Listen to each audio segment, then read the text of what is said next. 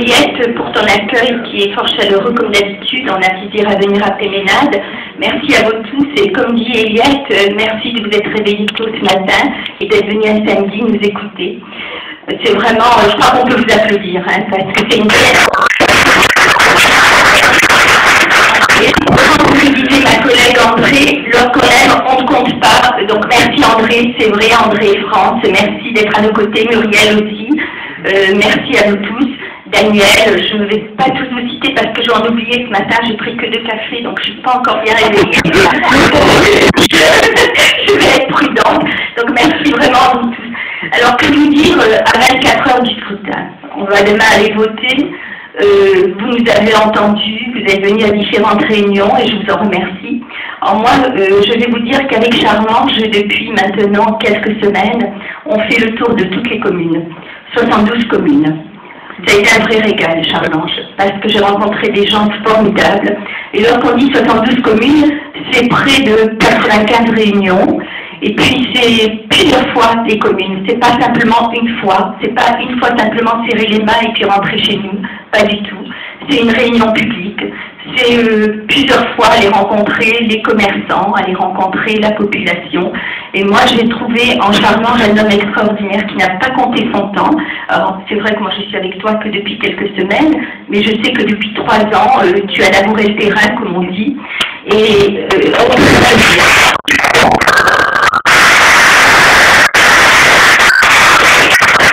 Alors, si vous avez reçu un accueil très très chaleureux dans toutes les communes, hein, puisqu'il a eu quand même 54 maires qui l'ont soutenu, c'est bien, et 8 conseillers généraux, et sans compter tous les élus du département qui sont à ses côtés. Je voudrais vous dire qu'on arrive sur la dernière ligne droite, rien n'est gagné. Je pense qu'on est sur le bon chemin, on est sur la bonne voie.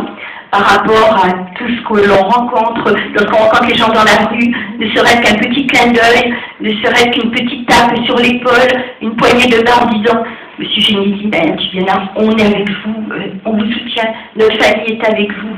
Bien ça fait chaud au cœur, parce que la fatigue, on ne la connaît pas. Hein. Je crois qu'on est des hommes et des femmes politiques, et lorsqu'on est dans la politique, c'est les moments les plus merveilleux d'aller à la rencontre de la population. Et moi, j'avoue que je me suis régalée, Charlange, de connaître certains petits villages que je ne connaissais pas, où on a été vraiment bien reçus. Alors j'ai envie de vous dire, je ne vais pas vous faire de long discours, je crois que vous me connaissez, je suis adjointe au maire de la ville de Grasse, je suis aussi conseillère régionale, donc j'ai une bonne connaissance de notre département. Vous dire qu'avec Charlange, on va vous dire, retroussez-vous encore les manches, encore 24 heures pour aller téléphoner à nos amis, pour leur dire qu'il est important de voter pour Charlange-Génésis dès le premier tour. Même si certains d'entre vous, de nos amis, c'est ce qu'on a fait avec Charlange Avance. On a rencontré beaucoup de personnes, et puis les gens qui avaient voté par irritation, par mécontentement pour le Front National, mais lorsqu'on a discuté avec eux, ils ont fait attention, vous votez Front National, vous votez gauche aussi. Donc les gens ne comprenaient pas trop en disant, mais attendez, non, pas du tout, on vote Front National parce qu'on est mécontent, mais on ne veut pas voter gauche. Et lorsqu'on leur a expliqué, eh bien ça a été assez facile de les entendre dire, bon, on va voter pour vous parce qu'effectivement, on doit voter pour la famille. Alors, c'est vrai qu'avec Charlange, nous, on a joué justement la famille politique. On a souhaité se présenter ensemble, main dans la main. On a souhaité faire un tandem, l'UMP, le nouveau centre. Et je suis tout à fait optimiste, mais on a besoin de vous. Donc, je vous demande de vous mobiliser et puis on se reverra lundi. J'espère que les comptes seront bons et j'en suis presque persuadée. Merci.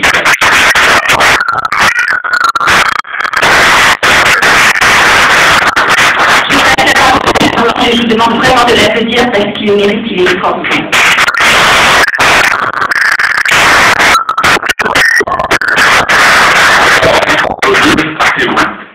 Parce que si nous avons réussi à faire la campagne que nous avons faite ces dernières semaines, c'est grâce à vous tous qui vous êtes mobilisés sur ces réunions publiques. Des réunions où je sens que la fatigue est là. Les élections législatives sont dans la suite et dans la foulée des élections présidentielles. Et il n'a pas été simple de mobiliser les gens au niveau des réunions publiques. Et il y a avec vous une base solide de militants, de supports, de gens actifs qui nous ont accompagnés sur les 95 réunions dont vient de parler Daniel. Et à chaque fois, ça a permis de faire ce socle, cette dynamique qui nous a rempli les salles.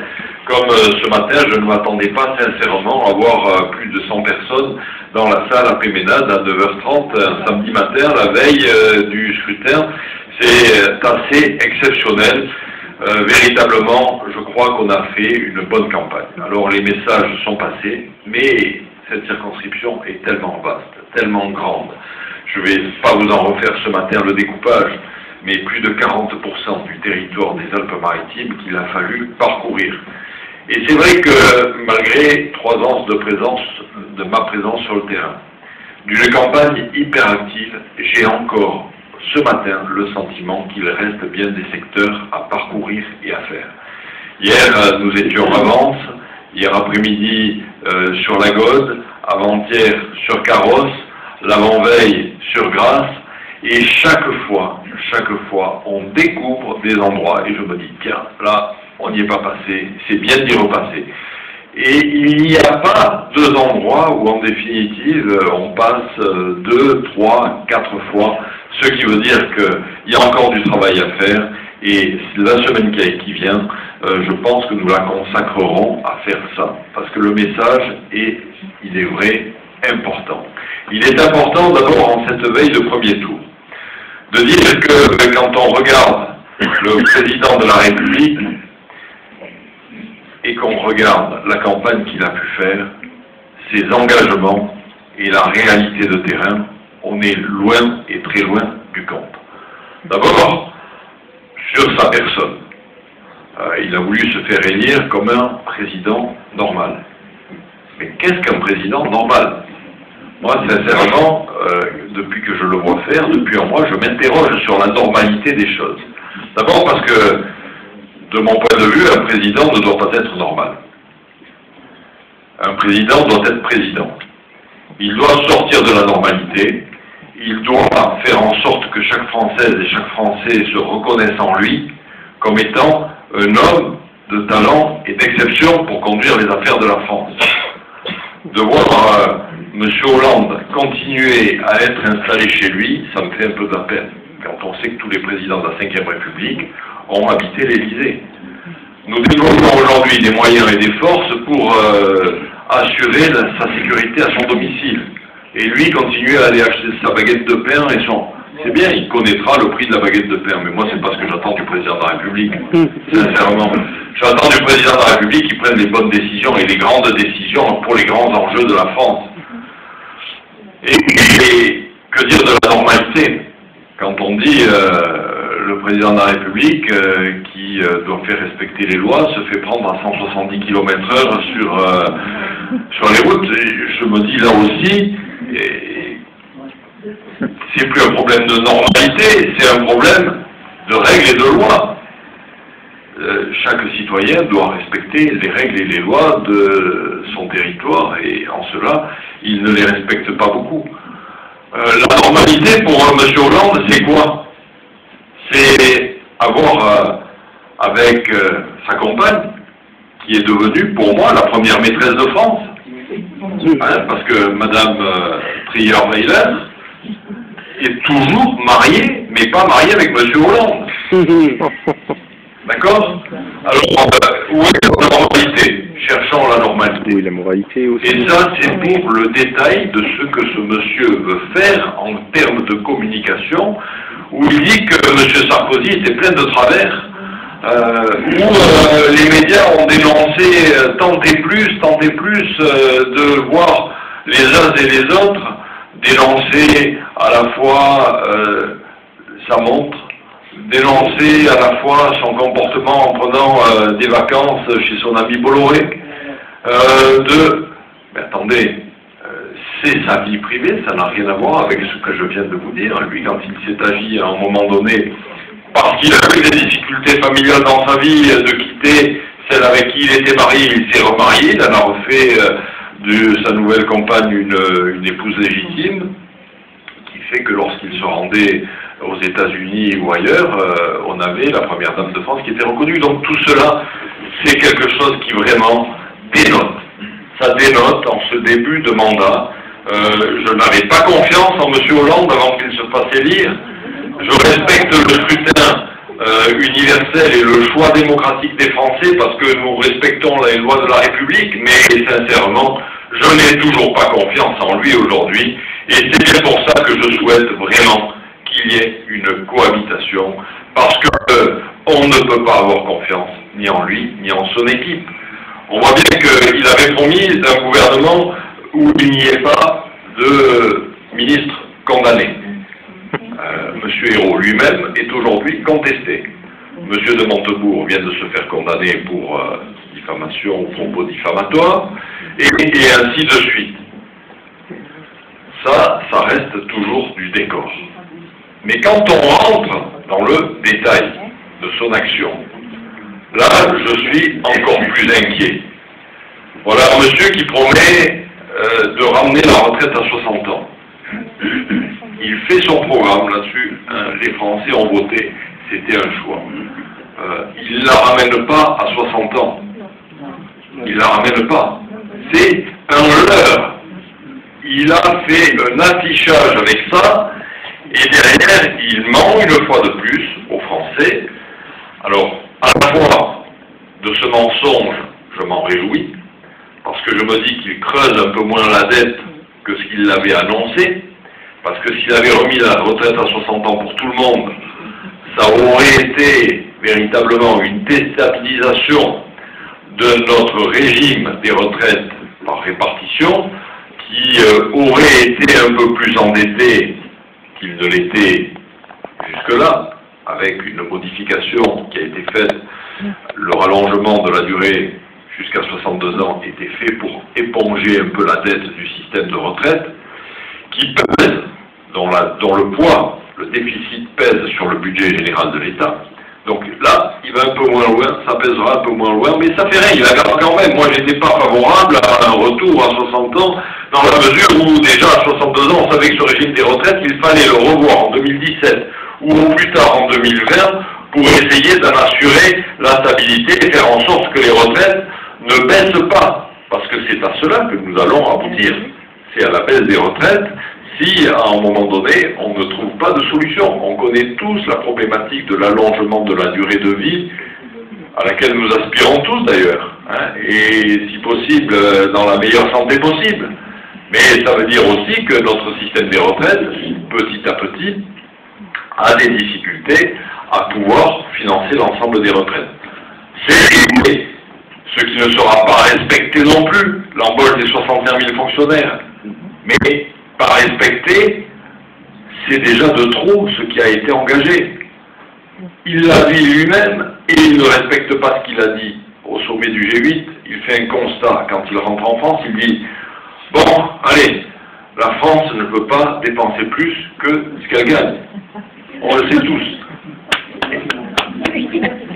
Et pourtant, en embauchant à nouveau des fonctionnaires, même si on n'arrivera pas à l'embauche de 65 000 fonctionnaires tel qu'il l'avait promis au début, eh bien, on va aggraver un peu plus le déficit. C'est-à-dire qu'à aujourd'hui, je dis à aujourd'hui, puisque le gouvernement est en train d'empiler des dépenses, nous sommes à 21 milliards de dépenses supplémentaires pour le budget de la France.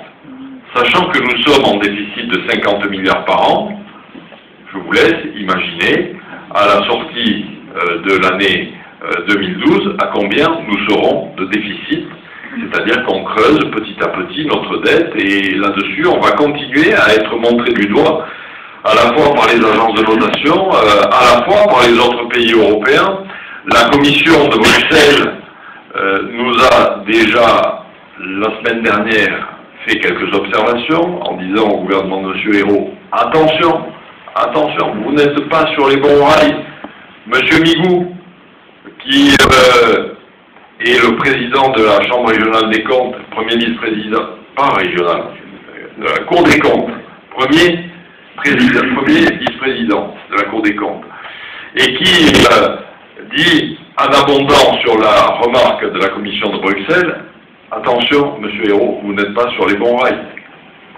Dans un contexte qui n'est toujours pas bon, même si, et je le dis et je le redis, parce qu'ayons-le à l'esprit, pendant la campagne des présidentielles, il y a eu une impossibilité pour notre camp, pour les gens de l'UMP, de s'expliquer par rapport au plan qu'ils avaient mis en œuvre, par rapport à ce qui avait été promis en 2007, par rapport à l'ensemble des réformes, et elles ont été nombreuses, actives, efficaces.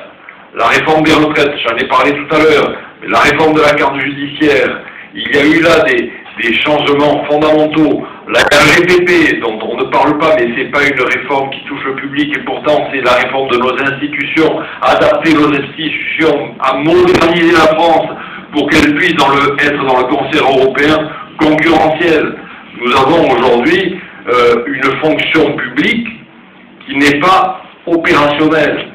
100 € de dépensés dans la fonction publique, c'est 115 € de produits en France. La moyenne européenne, c'est 160 €. La meilleure production, c'est l'Angleterre qui la détient, avec 190 €. Donc nous voyons bien la difficulté, et ce n'est pas la faute de nos fonctionnaires, c'est la faute de notre organisation, des instructions et de ce que nous leur demandons de faire. Donc là aussi, avant de continuer à embaucher pléthore et pléthore de fonctionnaires, regardons comment on fait travailler tous ces gens-là. Il me semble que sur ces choses-là, on n'est pas dans l'axe. Et M. Arnaud Montebourg, vous voyez que je n'ai pas annoncé le 2, d'habitude je lui colle un 2, mais M. Montebourg nous dit « Ah, je suis en charge de la relance de l'entreprise, je suis en charge de la relance je dois participer à améliorer la croissance, mais vous savez, on n'arrivera pas à tenir nos promesses, parce que le contexte est difficile. Et c'est vrai que le contexte est difficile, mais ils le reconnaissent enfin, parce que M. Sarkozy a eu beaucoup de mal à s'expliquer pour dire que nous étions dans un pays en crise. Personne ne l'a cru. Et s'il n'avait pas fait toutes les réformes qui ont été engagées, je pense que nous serions aujourd'hui dans l'état de l'Italie, dans l'état de l'Espagne, dont on nous annonce qu'il leur manque 25 milliards. Hein, 25 milliards pour pouvoir retrouver leur équilibre bancaire. Bancaire, uniquement, je ne parle pas du pays lui-même. Qu'avons-nous fait en 2008? Qu'a fait Monsieur le Président Sarkozy? Il a injecté suffisamment d'argent dans le système bancaire pour contrebalancer à la fois la crise des subprimes qui nous venait des États-Unis, pour à la fois tempérer les emprunts toxiques qui nous arrivaient ici et là et sauver le système bancaire français. 10 mois après, capital plus intérêt était remboursé. On a continué à critiquer M. Sarkozy en disant qu'il avait fait un cadeau aux banques. Et on l'entend encore aujourd'hui. Les banques n'ont pas eu de cadeau. Le seul cadeau qu'elles ont eu, c'est d'avoir un prêt de la part de l'État qui leur a permis de se remettre debout. Et derrière, tout a été remboursé à l'État avec 2 milliards d'intérêts qui ont été payés par les banques et qui sont venus alimenter les caisses de l'État. Donc voilà une bonne gestion. Voilà ce que nous pourrions attendre de notre président de la République plutôt que de faire de la normalité. La normalité serait qu'il prenne des décisions justes, efficaces et puissantes pour relancer l'emploi, au lieu de recommencer des négociations comme ils sont en train de nous faire pour monter les bas salaires. Moi je veux bien qu'on monte les bas salaires, c'est vrai qu'il faut retrouver du pouvoir d'achat, mais les bas salaires aujourd'hui ne sont pas, de mon point de vue, la priorité pour retrouver de la croissance telle que nous aspirons à l'avoir, pour retrouver une économie prospère, pour retrouver des entreprises compétitives. Tout le monde veut la compétitivité des entreprises, mais tout le monde les plombe. Quand nous sommes passés encore ces dernières semaines, partout chez nos commerçants, partout chez nos artisans, dans toutes les entreprises, il y a un seul leitmotiv qui nous est donné à chaque fois, c'est travailler, monsieur Ginesi, madame Tubiana, si vous êtes élus, travailler pour alléger les charges des entreprises, travailler pour faire en sorte que nos entreprises puissent respirer, faire en sorte qu'on puisse embaucher, faire en sorte que même nos salariés puissent avoir une augmentation du coût de leur rémunération, mais pas en alourdissant nos charges. Et là-dessus, je le dis et je le redis, je pense que la proposition que je souhaite faire de mettre les charges sociales sur la fiscalité générale serait de nature à ne pas faire peser l'impôt du coût social qui nous est nécessaire pour les solidarités. Mais quand je dis solidarité, il y a longtemps que je n'ai plus parlé, là aussi, il faut sortir de l'assistanat. Sortir de l'assistanat. Solidarité, ça ne veut pas dire installer les gens dans un confort à vie sans travailler. Hein? Là, il y en a assez.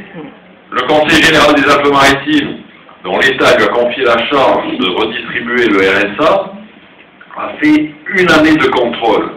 Sur cette année de contrôle, le bilan établi au 15 mai 2012 nous a permis de récupérer 1,5 million d'euros de finances, d'aides attribuées à tort, parce que les gens n'étaient pas dans le droit de les obtenir, ou n'étaient plus dans le droit de les obtenir.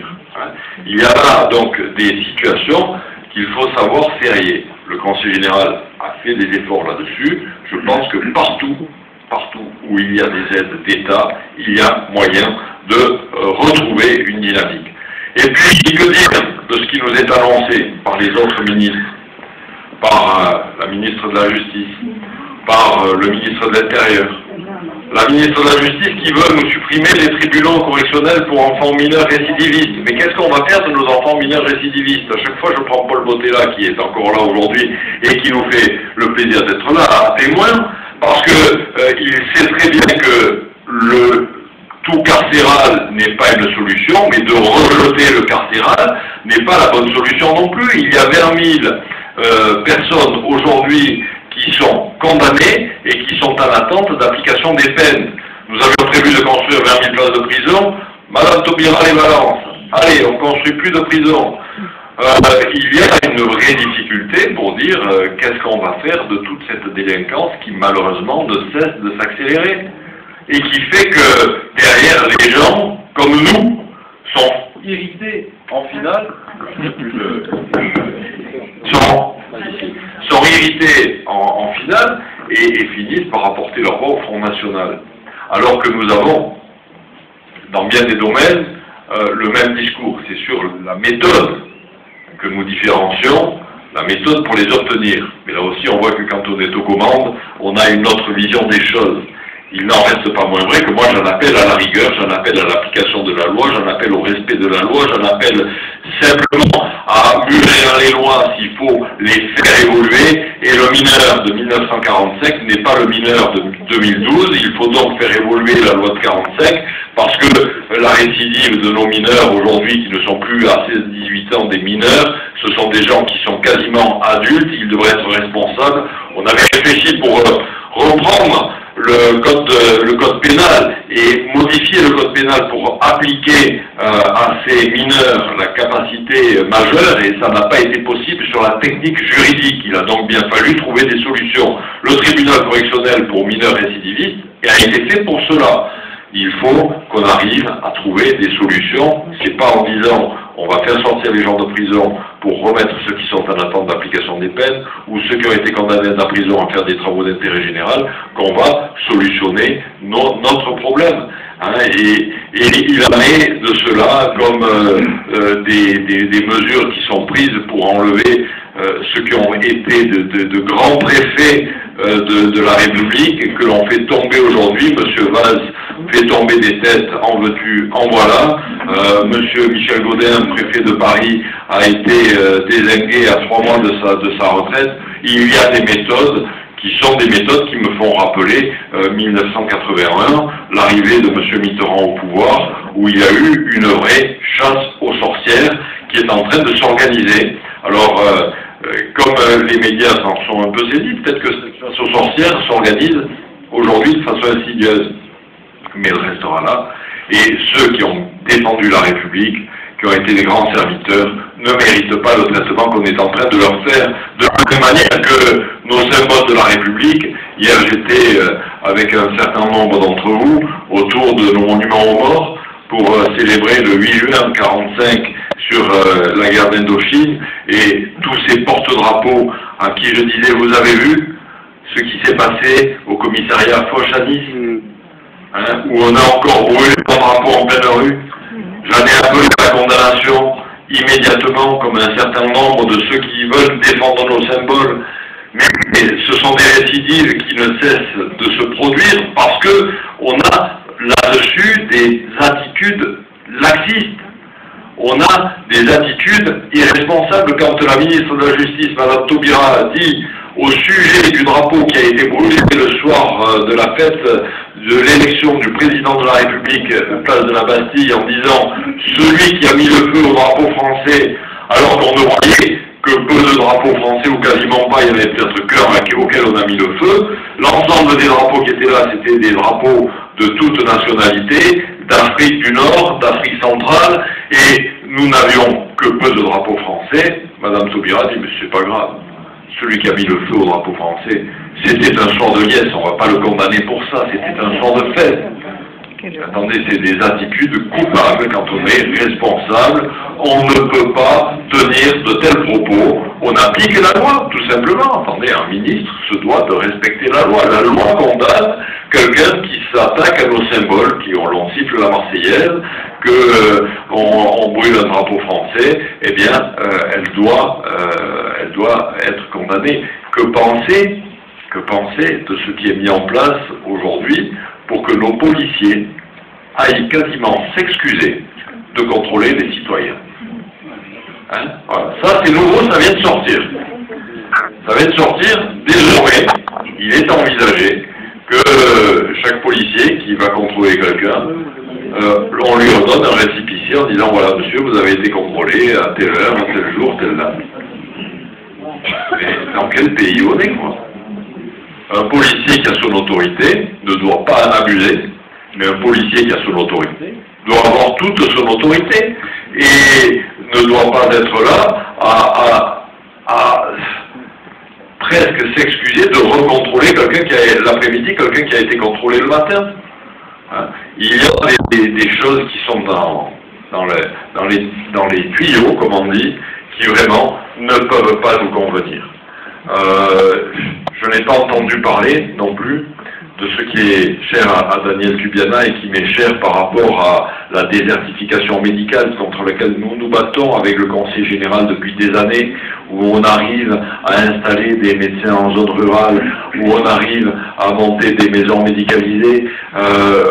L'expérience que tu as faite avec l'hôpital de Grasse et les communes, je ne sais pas quand vous allez démarrer, mais peut-être début juillet, c'est une expérience qu'on a déjà menée avec le Conseil général sur le programme Médecine à Pays, mais c'est un programme intelligent qui doit amener à conforter les médecins ruraux, qui doit nous permettre de lutter contre la dépendance, parce que pour moi tout est maillé. Hein, je parlais tout à l'heure de l'allongement de la durée de vie par rapport à la retraite, mais l'allongement de la durée de vie pose d'autres problèmes, avec des maladies qui frappent d'ailleurs de plus en plus jeunes, comme l'Alzheimer, avec des maladies qui sont tout simplement des handicaps physiques dont il faut s'occuper. Le handicap, la dépendance, c'est un des problèmes de notre société qui touche bien sûr tous ceux qui sont touchés par le handicap lui-même, mais toutes les familles, parce que les familles sont aussi en difficulté face au soutien qu'elles ne peuvent plus apporter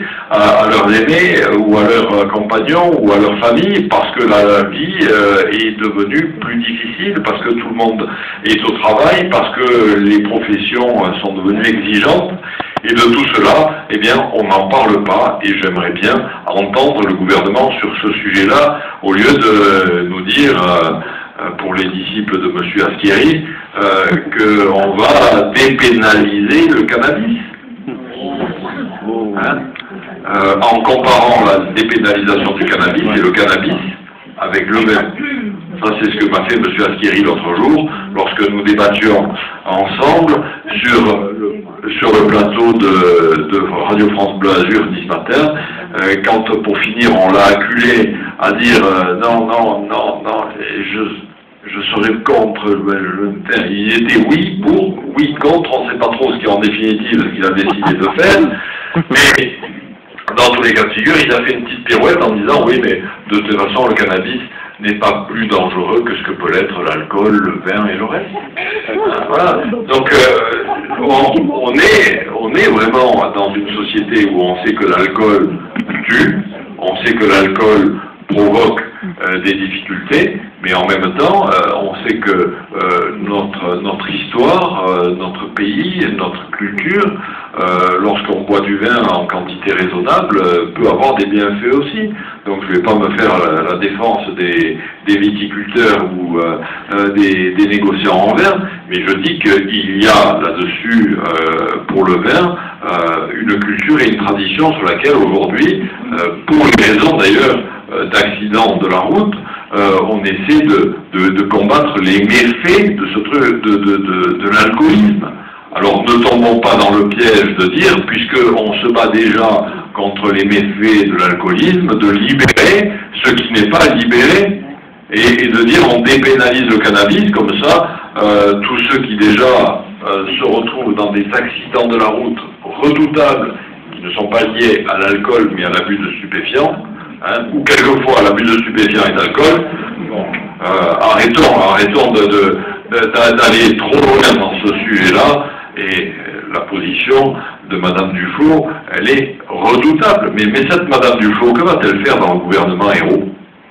Que va-t-elle faire sur son positionnement par rapport à ce que je qualifie à chaque fois d'un des éléments fondamentaux de notre souveraineté nationale par rapport au nucléaire, par rapport à ce qu'elle tape sans arrêt en disant il faut démanteler Fessenheim, il faut démanteler le programme nucléaire français, il faut démanteler ci, il faut démanteler là.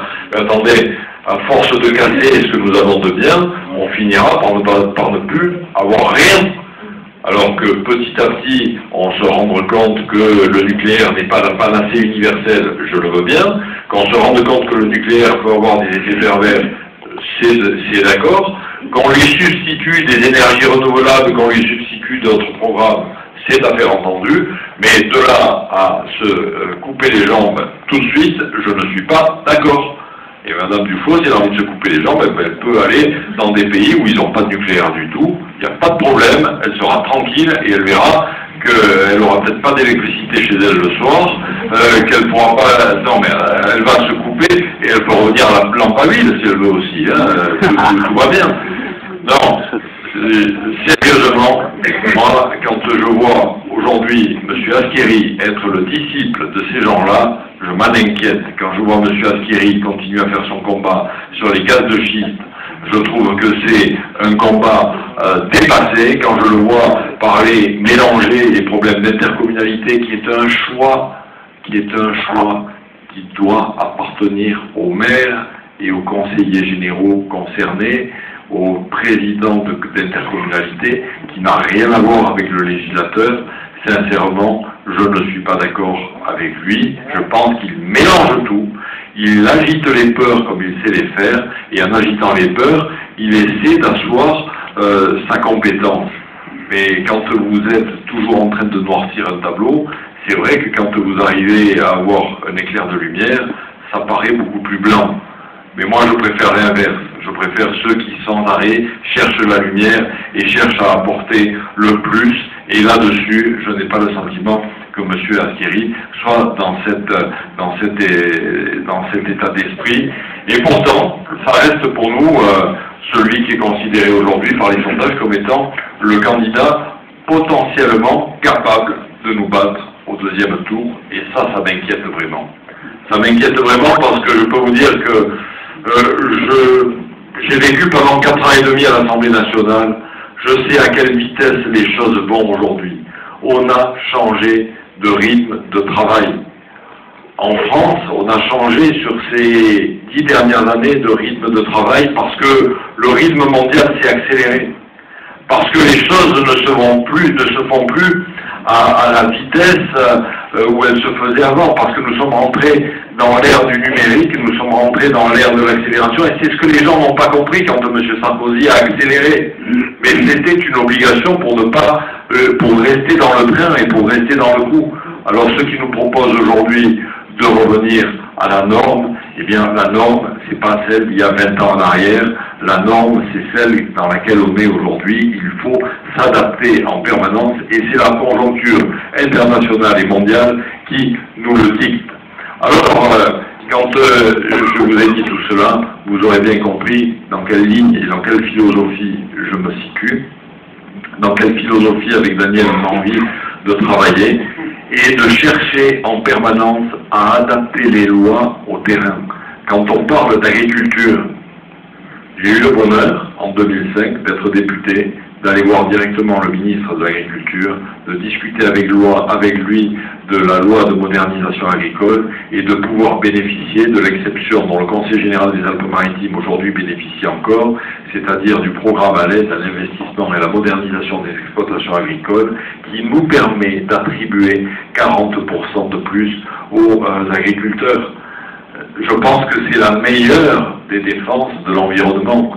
Les agriculteurs sont les plus grands écologistes. Et on a obtenu ce régime dérogatoire qui est toujours en vigueur aujourd'hui, alors que l'Europe nous contraint à 10%. Voilà l'exemple de ce que j'ai envie de continuer à faire au bénéfice des gens de ce territoire pour améliorer notre confort, pour améliorer notre environnement. De dire que sur le plan de la sécurité, en étant sur le travail de la loi sur la sécurité intérieure, là aussi, il y a eu des avancées assez fortes que nous avons obtenues, notamment sur les peines planchées, notamment sur les lois sur la récidive, et Mme Taubira veut balayer tout ça. Donc il faut les empêcher aujourd'hui de détricoter ce qui a été fait ces dernières années, et en même temps de nous fabriquer des lois où on va continuer à dériver, et petit à petit l'impact sera direct.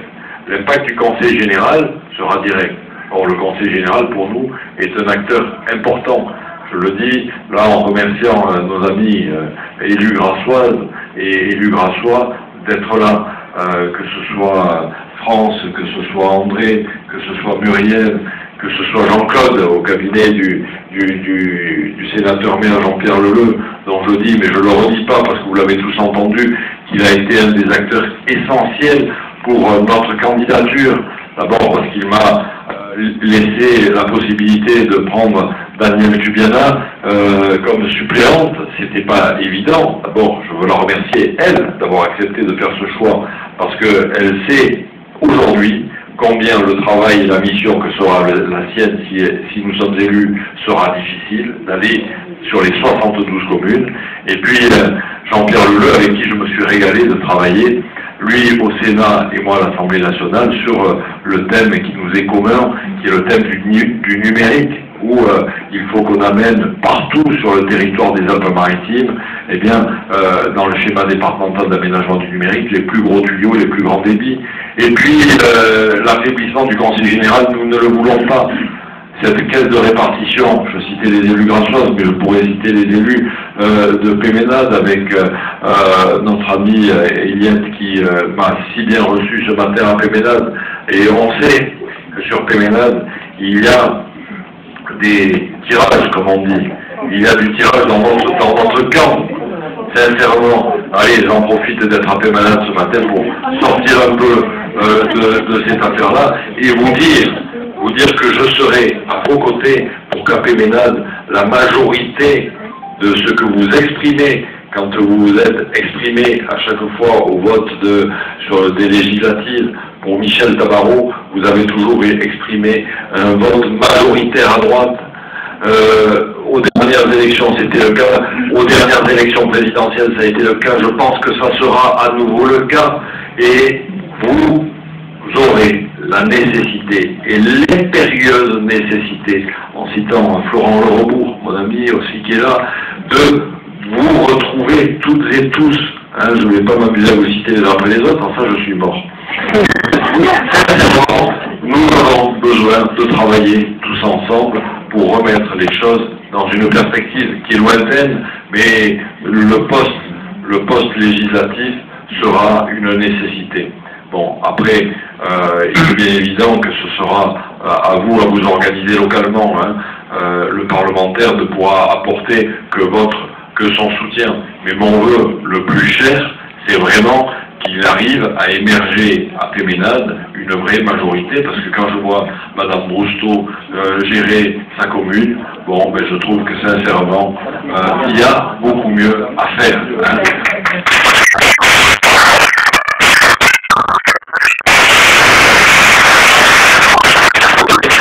Elle est dans la droite ligne de M. Asquiry, dont on dit d'ailleurs qu'il est le poisson pilote. Hein, voilà. Donc les choses sont dites, ce qui veut dire que quelque part, c'est lui qui pilote. Hein, et on a beaucoup de travail à faire là-dessus, mais vous avez les moyens de bien gérer, parce que vous êtes majoritaire. Donc là-dessus, je compte sur vous pour m'aider, pour nous aider avec Daniel à tirer le bon numéro, hein, et faire fort dès le premier tour. Parce que c'est au premier tour que nous marquerons la différence. Tu l'as dit, Daniel, et tu as raison. Hein, on le lit encore dans la presse ce matin. Ce que nous craignons le plus, c'est la stupidité de la droite en France, qui fait qu'on a laissé émerger le Front National parce que la droite n'a pas fait son boulot à droite. Parce que quand la droite est à droite, il n'y a aucune raison que le Front National monte comme il a monté. Moi, je veux être de ceux qui sont à droite et qui font une politique de droite et pas de gauche ni de centre-gauche. Je veux, avec Daniel qui représente ici le nouveau centre, dire nous aurons cette pierre à apporter à l'édifice pour dire ne laissons pas déraper les choses. Et je serai ferme là-dessus. Derrière la difficulté du moment, ce sont tous les mécontents qui se sont laissés berner, par les médias qui ont pollué le terrain ces 3-4 dernières années. Ils n'ont cessé de tirer à veau sur le baudet, sans se rendre compte de la réalité des choses, que le navire a été sauvé des flots, que nous ne sommes pas allés sur les rochers, comme ils ont pu le dire quand ils ont vu la photo de Sarko sur une mer plate, et de dire qu'il nous a fracassés. Moi je dis qu'il nous a sortis de la difficulté. Et derrière le vote de ce qui est créé par ces répétitions sans cesse de dire « Ah, la situation économique est mauvaise. Ah, la difficulté, elle est là. Ah, le gouvernement en est responsable. Ah, le président en est responsable. » Ça a fini par créer une espèce de mal-être qu'un certain nombre d'entre nous sont allés exprimer en partant sur le Front National, en pensant que le Front National apporterait les bonnes solutions. Les bonnes solutions parce que nous partageons les mêmes problèmes, nous partageons les mêmes inquiétudes. Mais les bonnes solutions, je vous le dis, elles sont chez nous. Elles sont à l'UMP, sur une UMP retrouvée. Il faut là-dessus le leur dire et nous aider parce que tout choix différent au premier tour serait faire élire M. Asquiry. Voilà. Là, les choses, elles sont claires, elles sont dites. Il n'y a pas que le candidat qui le dit, il y a les médias et les observateurs politiques qui enfoncent le clou là-dessus. Si nous nous retrouvons au second tour, il y a un risque de voir M. Asquiry alimenté, même par une partie des voix du Front, je vous le dis, dont on sait que les instructions sont de tuer l'UMP. C'est clair. Bon, donc, soyons très prudents. Parce que j'ai des amis, moi, qui viennent me voir et qui me disent « Ah, bon, pour toi on viendra, mais on viendra au deuxième tour. On ne viendra pas au premier tour. Au premier tour, on ira voter le Front, parce qu'on a envie de taper du poing. » J'ai dit « Non, vous faites une grossière erreur. Parce qu'au deuxième tour, vous ne savez pas quel risque vous prenez, vous ne savez pas comment les choses vont se répartir et vous ne savez pas comment les gens vont réagir. Donc, pour vous assurer et pour m'assurer de votre vrai soutien et d'une vraie victoire, faites-le dès le premier tour. Il ne faut pas que le Front National soit au deuxième tour. Au deuxième tour, je vous le garantis, le risque majeur devant M. Asquiry est bel et bien là. Donc, n'hésitez pas à retravailler toutes celles et tous ceux. Je sais que l'exercice est difficile. Parce que d'arriver à expliquer ça, d'abord, on est toujours difficilement en discussion avec des gens et à l'ouverture de discussion pour dire bon, moi j'ai voté Front National, il y en a très peu de gens qui vous le disent dans leur fort intérieur ce qu'ils font en réalité. Hein. Donc c'est pas facile, et après, une fois qu'on est arrivé à rentrer en discussion là-dessus, c'est pas facile non plus de faire changer d'avis, hein, parce que les gens qui ont franchi cette détermination sont souvent déterminés jusqu'au bout. Allez, je ne vais pas continuer à vous tenir un long discours. Maintenant, on se connaît tous, je vous reconnais, vous nous apportez un soutien indéfectible. Je veux vous en remercier très sincèrement en vous disant que j'espère que demain on aura la possibilité de dire que lundi matin nous sommes en duel, et je reviendrai vous voir à ce moment-là pour faire le commentaire des derniers moments politiques et des choix qui seront à faire dans le courant de la semaine, et puis qu'ensemble nous pourrons aller vers la victoire.